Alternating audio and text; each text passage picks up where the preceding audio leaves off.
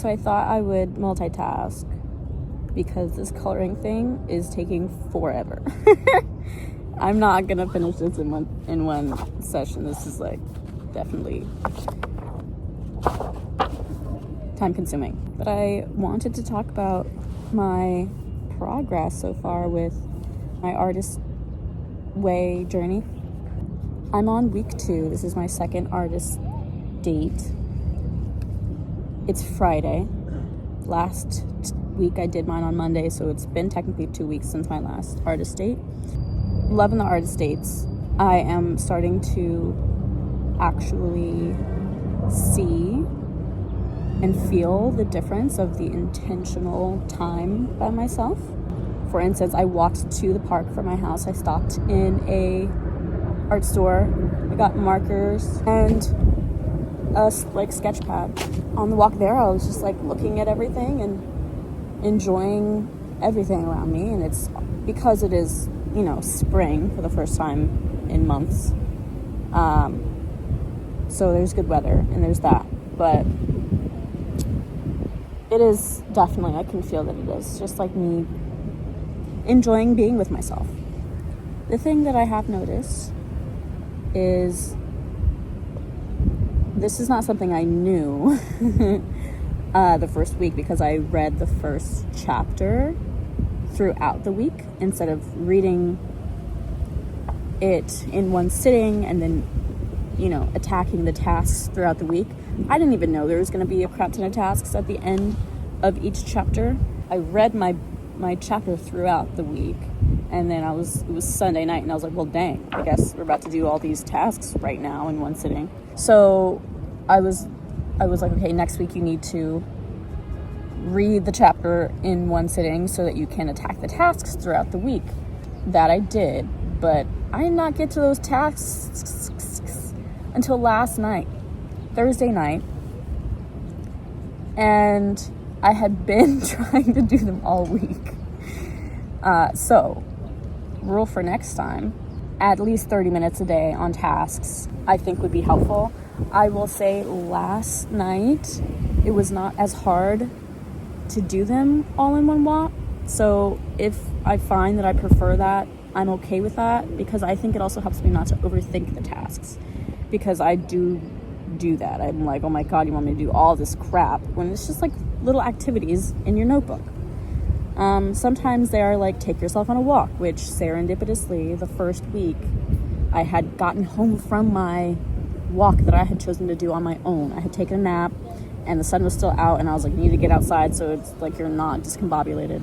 So it was my little post-nap anti-discombobulation walk, and I got home and I did my artist tasks, and the last task of the week was take yourself on an artist walk, and I was like, no fucking way, I just did that. So that worked out. The thing that I have noticed, and this is good and bad, it's just something, or neither good nor bad, just something I need to pay attention to in the future. I have been doing my morning pages every morning. They're not hard to do, mostly because I don't get out of my bed. I just roll over and scribble in my notebook, which I think is the easiest for me, because if I had to get out of my bed, I would make it a whole thing, would make me not want to do it, which is interesting, because I feel like normally that's what they encourage you to do. It's get out of your bed, get ready, But first thoughts out of my head when I'm newly conscious, random things. A majority of the time, I don't think I should be sharing this, to be honest, because they're supposed to keep them secret, but whatever. A majority of the time, they're just my plans for the day, and it helps me organize things and basically be less overwhelmed for the crap that I have to do that day. But I have been hit this week with a surge. This is now 2 weeks of me doing morning pages. A surge of motivation, of me picking up my art or a style that I was doing in college that I completely abandoned once I moved to New York City and started working with clay for money. Once I started doing that, my art as an art form went out the window. This week, I may have already shown you already, I'm not sure, I have been in the studio making vessels for the upcoming wood firing that we have in May. This is something I've participated in twice. This will be my third time doing it. And I've had pieces in the kiln every time. But they haven't been, they kind of have just been crap I've whipped out. The first year I made a few vases that I was like, okay, here, I just want something. I'm not going to overthink it. One of them came out really cool. The other two I gave to a hotel that I was doing commissions for. Last year I did rings, which was intentional. I went out of my way and planned them, sized them correctly, and I enjoyed how they came out, though they were an experiment.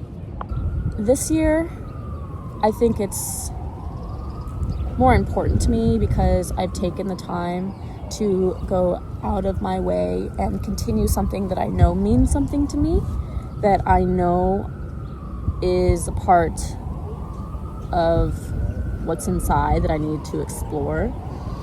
And, you know, I think my...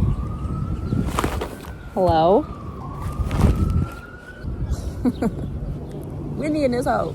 I think the way I've been trying to go about creating so that I don't get overwhelmed is whipping stuff out that I don't care much about, so as to not overthink anything, judge anything too hard, and, you know, not overwhelm myself with perfectionism.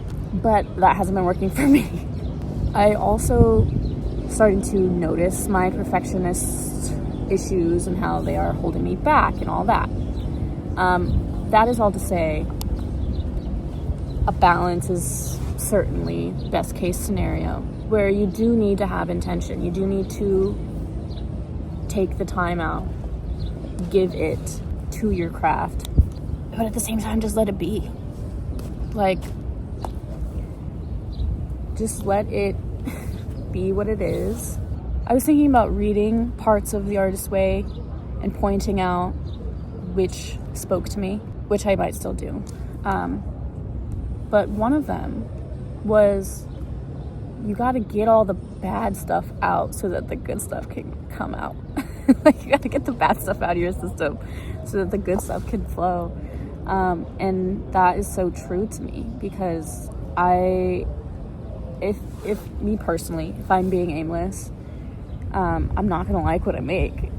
And it's really frustrating to sit down and be, the reason I've been doing it that way is because it's really frustrating to sit down and be intentional, and at the end of hours of work, you're not satisfied with what you have, and you are like, what am I doing this for? This is pointless, which it's really easy to feel that way. I'm giving credit to morning pages right now. We'll see what you know, how I feel about it in the coming weeks. But I'm thinking my thought process is that morning pages is getting out all of the mess in my subconscious that is what is causing my art to suck. I don't know if that's the purpose. I know one purpose of morning pages is to remove I forget what she calls it, I'll put it on the screen, your negative talk. Basically get all your negative talk out so that you can breathe and have a second to like think and create.